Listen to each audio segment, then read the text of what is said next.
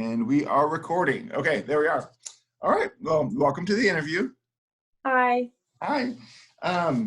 So to begin with, normally I start off with like, just tell me a little bit about yourself, but I think I want to do this a little differently. Could you describe what you would say if I asked you to talk about yourself in front of a group of 15 people? What I would say if I was asked to describe myself in front of 15 people, Uh-huh. I would say that I am really outgoing, loving, caring person who will probably talk your ear off. And once you get to know me, I would say I am ambitious and I put forth a lot of effort in anything that I do. And I would say that I think I'm a comedian, even if you don't. All right, that's good. I'm sure you'd win a lot of people over with that. So that's nice.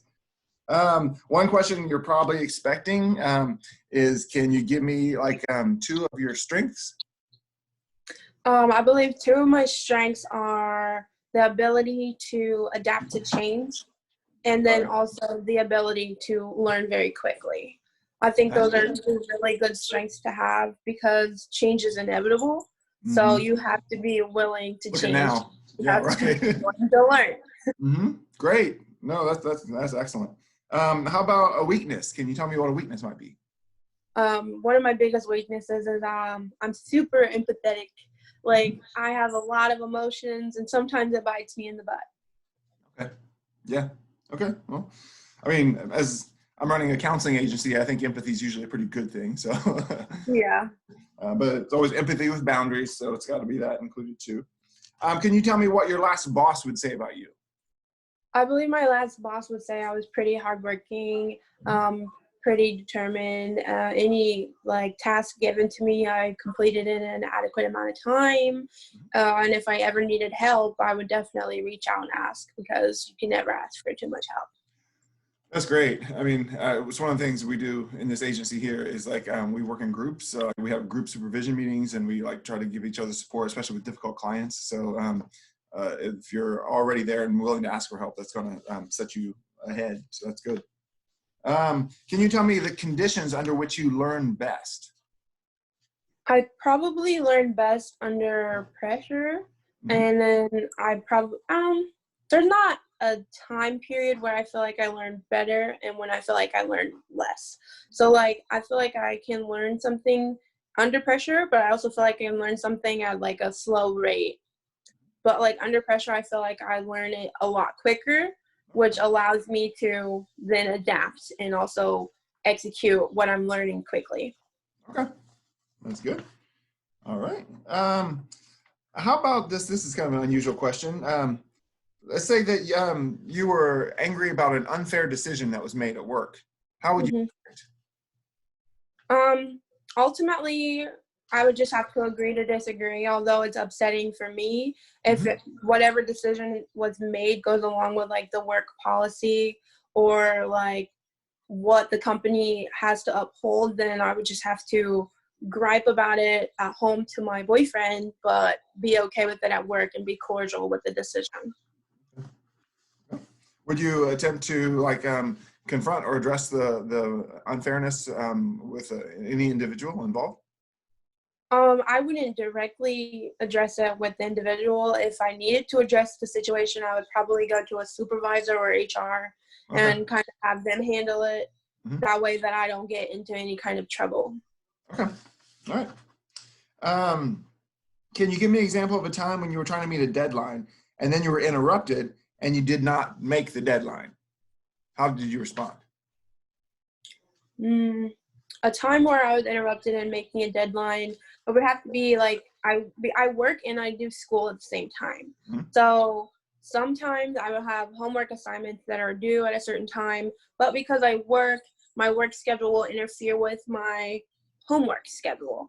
And I had a huge assignment last year for like history, and it was like multiple pages, and I've gotten halfway through it, but because of my work schedule, I had to communicate to my professor that I needed an extension, or I had to figure out how many points would be taken off and that I would still submit the assignment.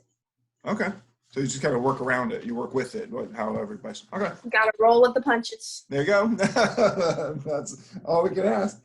Can you tell me what's the most creative thing you did at one of your most recent jobs?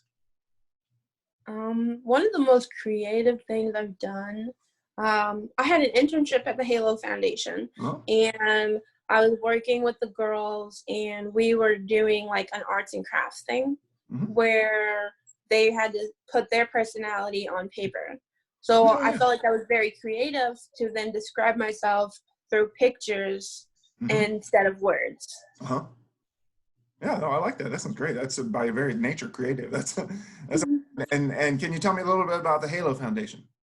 So, the Halo Foundation is a nonprofit organization that helps women and teenage girls who are in an unideal situation, kind of helps them get their life on track and like get out of bad situations, as well as like kind of coach them into real life situations and get them ready to live on their own, because it's like a women's shelter, and they kind of need to readapt to the world. Okay. Yeah. Wow. Okay. That sounds rewarding. I mean, it sounds intense. It's definitely intense, especially given some of the stories Oh and yeah. history that the women go through. But it's a life lesson for yourself, because it kind of lets you know what you will and will not put up with in the world, and then what you're willing to do to get your life back on track. Yeah. Well, I imagine when you talked about having empathy, that might have been a difficult place with. I mean, people probably in coming from painful situations.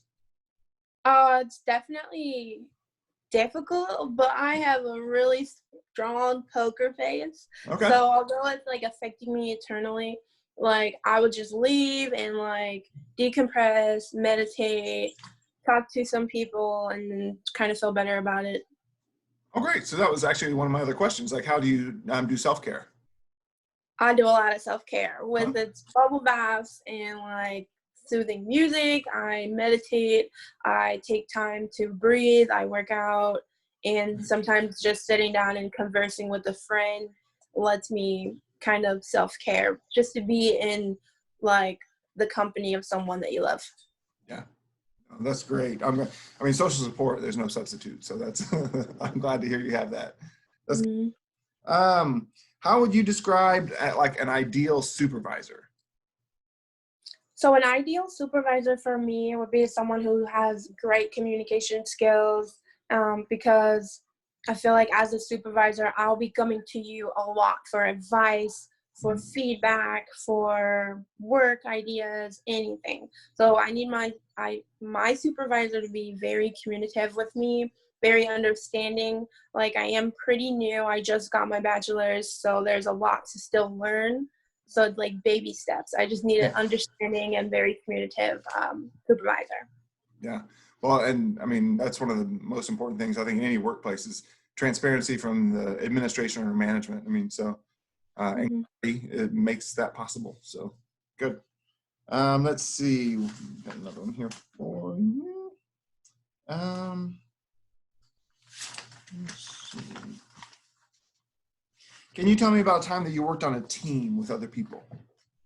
Um, One time that I've worked on a team with other people, I used to be in show choir. So it's similar to Glee, and Yeah. there was about 30 or 40 of us depending on the year, Uh-huh. and it was like a big team. We had to Yeah. learn choreography, learn the music. We had to put together the set, break it down, paint it, and Wow. everything. So yeah. How'd that go? It was great. I mean, I feel like I work good in big groups. I do Hmm. tend to take lead, No, I was going to but ask what role do you typically take? Yeah. yeah, so I typically take the leader role just because I like things done a certain way. I'm kind of anal about certain things, Mhm. which I'm sure they don't mind, because I will end up doing the hard work and they kind of just dance and sing. Wow, but that could also be a liability in terms of like then you doing too much. How would you say you typically delegate things that need to be done? Well, I definitely make sure everyone knows their task or Okay. role in Hmm. the process of doing things. Hmm. And if it gets to the point where they're not doing it, then I just communicate, hey, we really need you to pull your end of the rope so that this can all play together. Yeah. And after that, if that person's still not holding up their end of the bargain, I'll either do it myself and let my coach, professor, whoever know, like, this person's not really holding up their end of the bargain. We went ahead and did it, but just so that you know. I mean, it sounds great that you're kind of naturally fall into a leadership role, but that also can come with its challenges, along with sometimes people just challenging your authority or your leadership. Have you had that situation happen? Yes. So I am the psychology club president Okay. now, Yeah. and I used to be the vice president. Okay. So with me changing positions, I don't think that a lot of the delegates of the organization realize the authority that I actually have. And sometimes they'll question it. So I'll be like, I need you to do this, and I need it by this time. And they'll more so think of it as a we're friends thing. But it's like, this is me speaking to you as the president and you as the media coordinator or as the program coordinator or as a treasurer or anything. It's like, I need you to do your job. And sometimes when my authority is questioned, I just kind of have to sit down with them and let them know, like, hey, I understand that we're friends outside of this, but when we're here, this is my role and this is yours. And it So has to be respected. differentiating the professional versus the friendly, the friendship stuff. Yeah, definitely separating personal life and professional life. Yep. This is a question I asked for a number of people. What would you say like a favorite book of yours is? My favorite book is called The Sky is Everywhere, and it is like a hopeless romantic little love story of two teenagers from high school who meet and they end up falling in love, breaking up, and then falling in love again. I'm personally, like I said earlier, I have a lot of emotion, so I tend to read more love sob stories like, what's that one about the girl who was like passing away and then her boyfriend The Fault in Our Stars or something like that? Yes, The Fault in Our Stars was a great book. I could not sit through that whole movie. Sorry, I just like. Well, you have to read the book and then watch the movie. The Okay. movie does the book no justice. Okay. I'm sorry. That's our landline. I'm coming in there. Let's see. Let's see. How would you describe yourself in terms of dependability? I would say I'm very dependable. I definitely put forth effort to make myself more dependable. If you've never like given me a role, and so if you don't know if I'm a dependable person and you give me something to then decide that, I would do everything in my power to show you that I am. I feel like I'm dependable. I don't like being let down, so I don't really like to let other people down. Yeah. Here's another one for you. Where do you see yourself in 10 years? In 10 years, hopefully I'm graduated from grad school with my doctorate and I'm either working in a hospital or working in my own practice. All right. Oh, that's great. Or, I mean, maybe this practice will grow and you'll be in charge of this one. Yeah, let's hope. Your boss. So we've had almost a full 15 minutes. Do you have some questions for me? Yes, so I do have a few questions. What does success look like working in this position for your company? Well, so because it's counseling, I mean, we don't expect everyone to walk out saying I'm cured, but we do want people to be making progress, and so to have identifiable goals and then to be able to chart the progress towards those goals. So, and mental health has a different complexion for different people. So it would be difficult to give you just one set description saying this is what we want our clients to come out looking like. But as long as clients are working on goals, then that's and you're documenting that progress, that's what we want. Okay, so overall progress. And then another question I had is, what's your favorite part about working for your company? A lot of freedom, and I just love working with clients. Because that's the role. I mean, people are drawn into this field, as you know, since you want to be in it. You're working closely one-on-one, and you do form those relationships, and you do see people grow and change. And people start out sometimes very unhappy, and when you see them start to like realize their potential or realize they have choices they never thought they had, that's rewarding. That's probably the best. Definitely. Those are great. So I did have one last question Oh, for sure. you. Okay. What characteristics do you look for in an employee in order to feel like I'm or whoever is representing your company in a good light?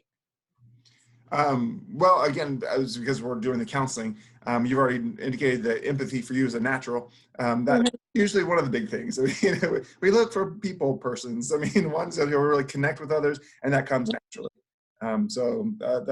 That's a high priority for us, and because we don't really do any advertisement or we're not right now big on community outreach, but we're just taking clients as they come to us. If you can form those relationships with clients, that's the best. Okay. Yeah.